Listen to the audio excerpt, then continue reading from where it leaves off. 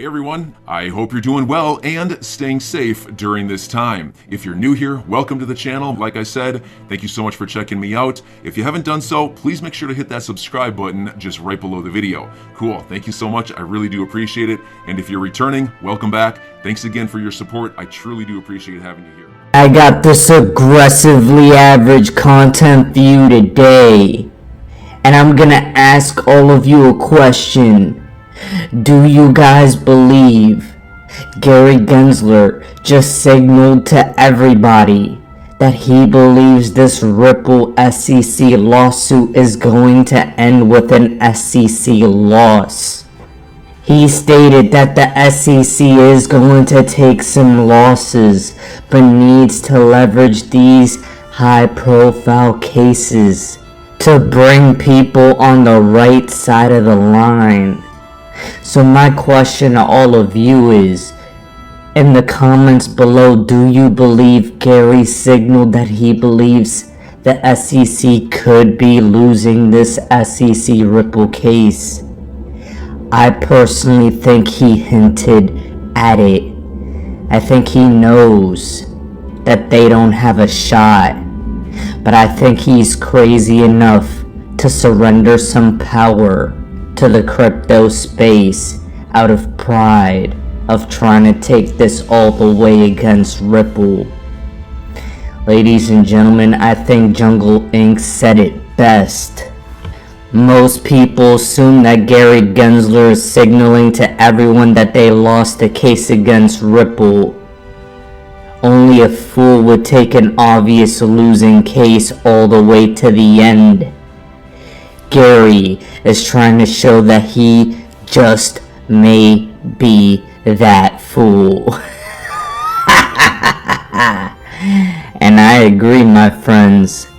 Gary seems to have a lot of pride when it comes to his leadership in the SEC. Gary is an architect of terror. He wants you to believe that he's crazy enough to fight to the end, so you give him a better deal than he should get.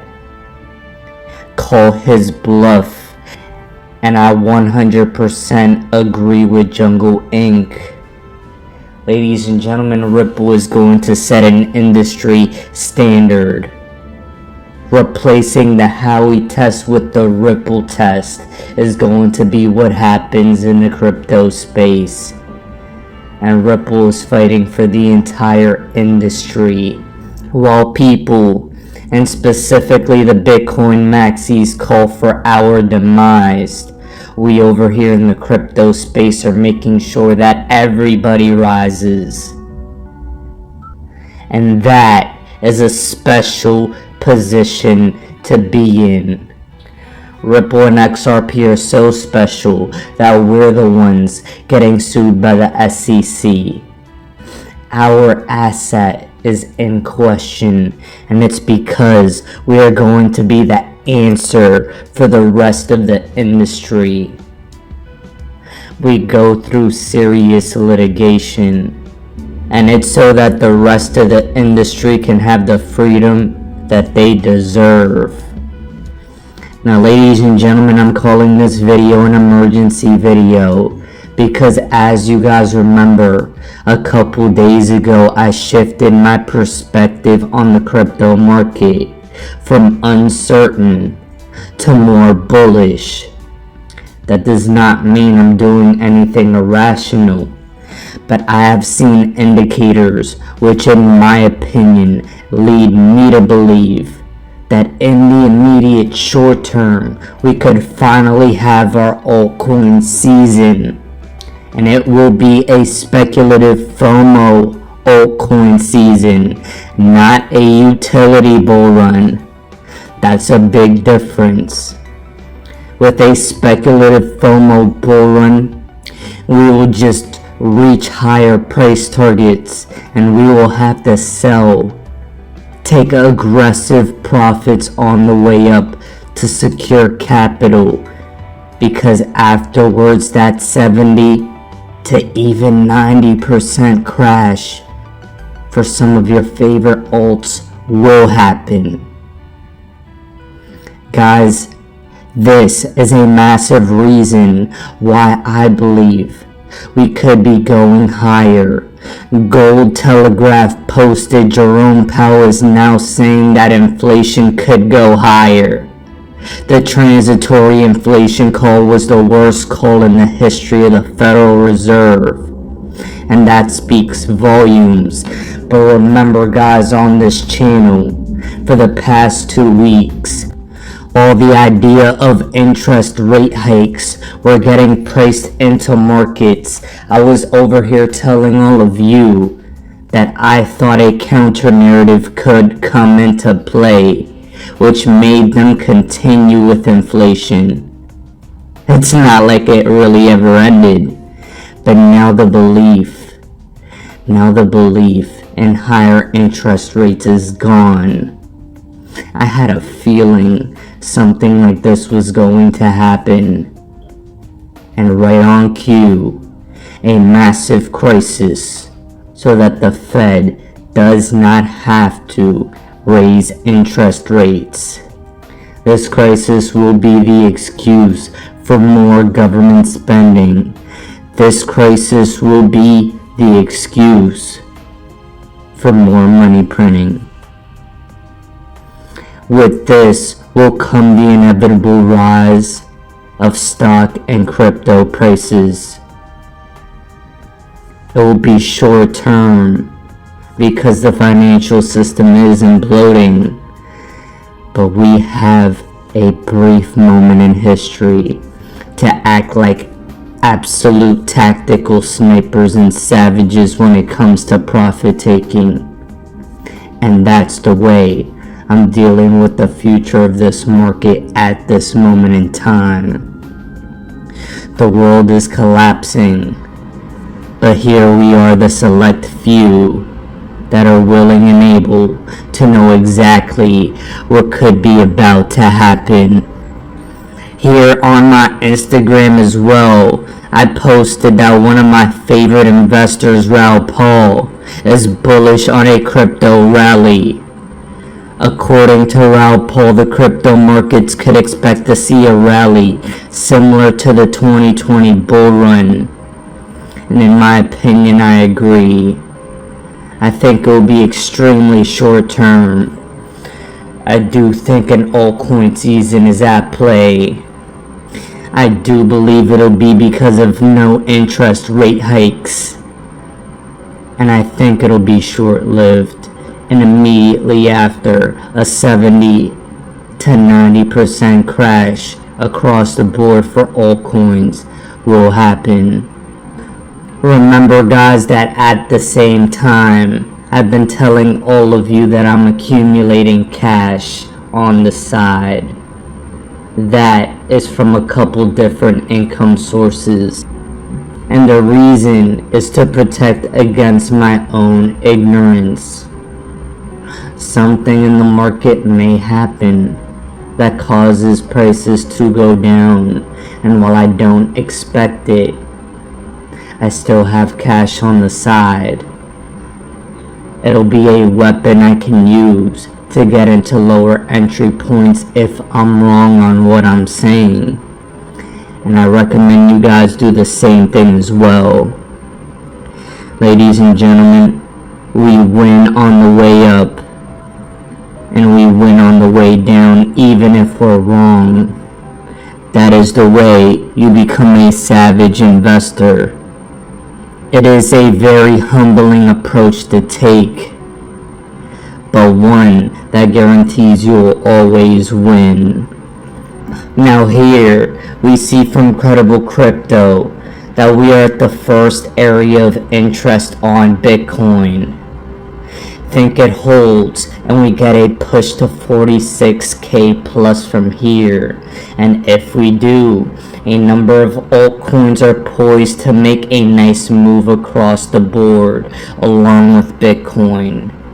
This right here is the graph he's referring to, and he states that this last segment of our corrective structure that preceded the third impulse wave from 10 to 60k was a triangle. It would be nice to see something similar here if our bottom is in. Remember, a longer base typically leads to a stronger impulse, and pullbacks on Bitcoin at 38 to 42K are healthy. Currently, we're right around $41,000. And if we can hold that 38 to 39K mark, I believe special things are in store for the crypto market. We still have to wait and see how it plays out. But remember, I'm extremely bullish on the state of our cryptos at the moment. And it's because the Fed was lying. Why you always lying? Why you always lying? They always lie, and it's easy to project what the BS is from the Federal Reserve and the central banks. They always manipulate markets, and then they always find a reason to bring it back up. These people in power will bullshit a way to stay in power time and time again. And the manipulation of markets is their best way to do it. Now guys, here, I want to show you this tweet from Brad Garlinghouse. He states that Ripple and I are unequivocally condemning Russia's invasion of Ukraine. And it's my view that Russia's attack on Ukraine is unprovoked, unjustified, and unacceptable. And because of this, they're donating $1 million to humanitarian organizations, charities, and matching employee donations 2-to-1, and developing a crypto-to-cash direct giving program for aid to Ukrainian families. Ladies and gentlemen, this is important. Ripple is trying to position themselves in a way where the narrative is pro-crypto. Here, Nathaniel Whitmore states it's looking likely that by tomorrow evening, Ukraine has raised more than $50 million worth of crypto to fund a resistance effort direct from citizens all over the world without a single external organization or government involved to coordinate the effort. Ladies and gentlemen, all this is extremely important because it debunks the narrative. It debunks the negative crypto narrative that crypto is being used to circumvent sanctions, and actually is showing that crypto is helping. Crypto is helping in this effort. That is so positive, because people like Elizabeth Warren, who are anti-crypto, are trying to leverage this specific opportunity with her uninformed perspective to say that we should clamp down on crypto. Guys, this is extremely important that you all realize. We're in the pivotal breaking point of the crypto market right now. And the decisions made in the next couple weeks about this space will impact this for the rest of our lives. Ladies and gentlemen, yesterday, Brad Garlinghouse was on Fox Business talking about the Ripple SEC case and the specific state of the world with crypto and Russian sanctions. He was building the pro-crypto narrative. He was building the pro-Ukraine narrative as well, and how crypto has been helping. Debunking that Russia can circumvent sanctions with crypto was extremely important. And here Brad Garlinghouse does just that. Ladies and gentlemen, please take a listen, as I know many of you may not have seen this interview yet. Joining us now on the set, CEO of leading enterprise blockchain company Ripple, Brad Garlinghouse. Yes, of course, Ripple, related to XRP. Brad would know thing or two about this along with Charlie Gasparino. I know nothing. He knows everything. I know nothing. What do you make of what Powell said? He kind of gave it to both sides. What did he say, though? Did he say anything? It's not entirely clear. By the way, I do want to start by just saying that I and the team at Ripple feel so strongly about like standing with the people of Ukraine, and I just want to put that out there. But my comment as I listen to some of the things I hear out of Washington is just I fear that there's a lack of knowledge. There's a lack of information about how crypto really works, and I think it does a disservice to responsible actors like Ripple who are working with governments, with sanctions. Everything that is enforced from a sanction point of view through fiat currency, anything that Ripple does is enforced in the exact same way. So there's no different level playing field. And I think in some ways I heard Senator Warren saying things yesterday that felt like it's holding crypto to a different standard and expecting, for example, a blanket ban of all crypto in some of these countries in a way that, like, well, you can still use PayPal, you can still use these, some of these other things, and I don't think we should treat them differently. Ripple is like Swift, isn't it? Yes, I mean, Ripple's starting point, kind of our first use case for the technology, the blockchain technology, and the digital asset XRP was to solve that cross-border payments problem. Right. Swift is quite antiquated, kind of designed 50 years ago. It's slow, it's expensive, but it is a choke point that the governments use to enforce sanctions. My point is, nothing that Ripple is doing circumvents any of that. So you're following the sanctions exactly? Like, for example, it's like, 8 banks and a couple can still trade through it theoretically? Correct. The sanctions are applied through what I'll call the choke points, the on-ramps and off-ramps. That's true for Swift, that's true for Ripple. Regardless of what I'll call just the plumbing of how things are moving, the choke points are the endpoints. So I think, when I step back and look at this, I think there is a lack of knowledge. I think people need to understand that crypto isn't this kind of black box. It's kind of back from when it was known as Silk Road. The industry has come a long way. So an oligarch, or let's just say Vladimir Putin, couldn't finance tanks through Bitcoin. One of the things that people don't realize is there's just not enough liquidity. Yeah.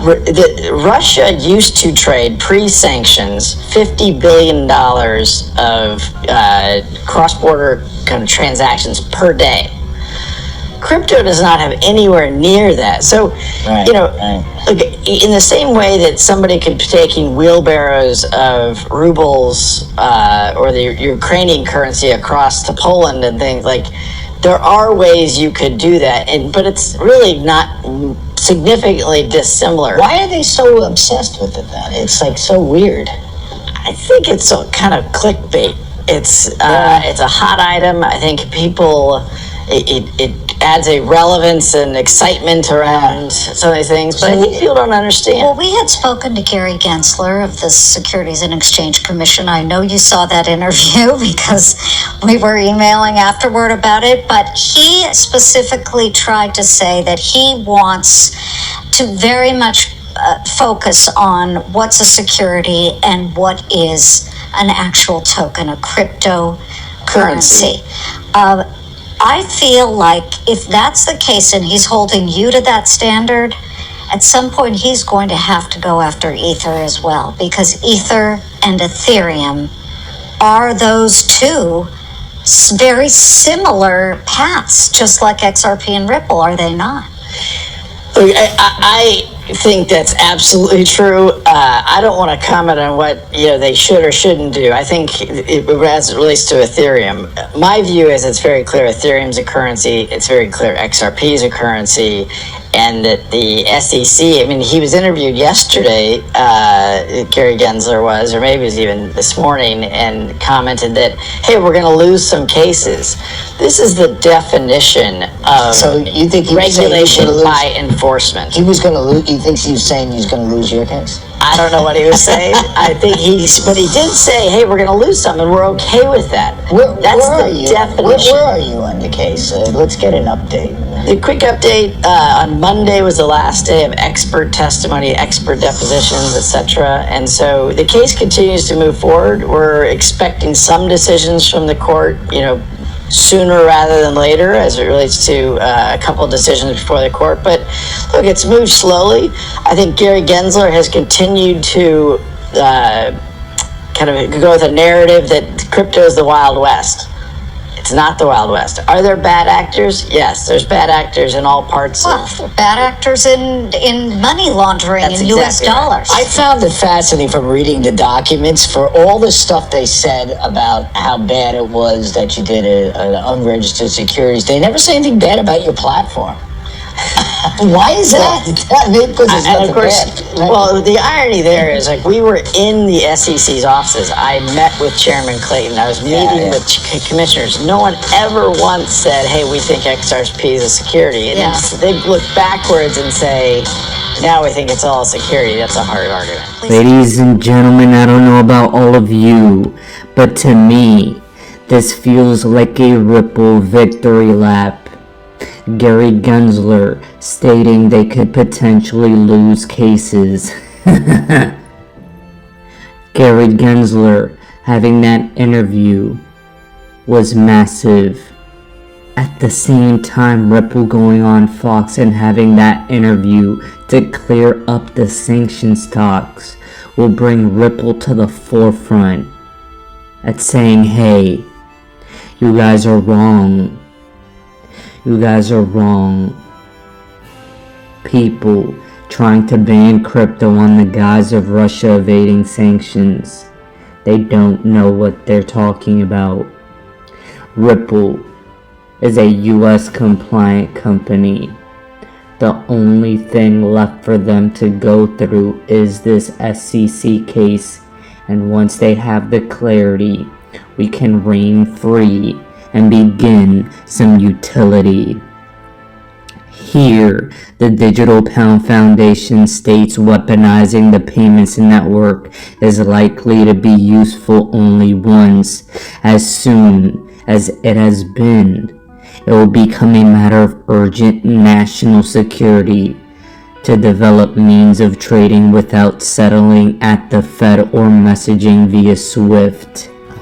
This was from the Digital Pound Foundation partnered with Ripple, and in my personal opinion, we're going to power out of the antiquated system and into the new one. No more weaponizing payment systems. That's going to be an interesting thing to look at happen. As over the past few years, we've been talking about this exact scenario, and now it's playing out in a global scale right before the massive financial collapse. What's going to happen next will be the massive financial rebirth we all expected. And guys, what's very interesting is that in my opinion, it's already beginning. Here, Anders Lundberg posted, Tranglo Connect, remittance in Southeast Asia, on-demand liquidity, the new MoneyGram. This is a bold statement, as MoneyGram was powerful utility and a powerful partnership for Ripple and XRP. Tranglo announced going live with on-demand liquidity in 25 corridors, and this could be a key strategy for Ripple in building liquidity for on-demand liquidity. I 100% agree, guys. In the midst of all this turmoil on the planet, this just went live. This is the beginning of a massive flip of the switch moment, and you guys cannot forget that this is going on. While the world is falling apart, this is going on. While the payment system is falling apart and being weaponized, this is going on. One payment system will die. The other is being reborn. It's coming out of the birth canal as we speak. And with that will come the life-changing wealth we all expect. Ladies and gentlemen, here from Crypto Nagato, I'm gonna read this to you to cap off this video for the day. Bitcoin to run up. Alts euphoric season. Blow off the top and nasty bear market due to regulations. Tether, a number of reasons will happen. This scenario is a possibility. If we get it, don't forget to take profits and change your life. I'm your guy. I will keep you posted. I'm your advocate. I'll be back on a daily basis, usually multiple times per day, with these videos to keep you updated with everything going on. So, I hope you enjoyed the video. If you haven't done so, make sure to hit that subscribe button. Feel free to share any of my videos with your friends, family, social media, or anybody who may care to listen. Thanks so much for your continued support. I'm always here for you. I want to help you through this time. So thank you so much for continuing to choose me. Enjoy your day, stay safe, and I'll catch you again probably in a couple hours. Thanks, everybody. See you later.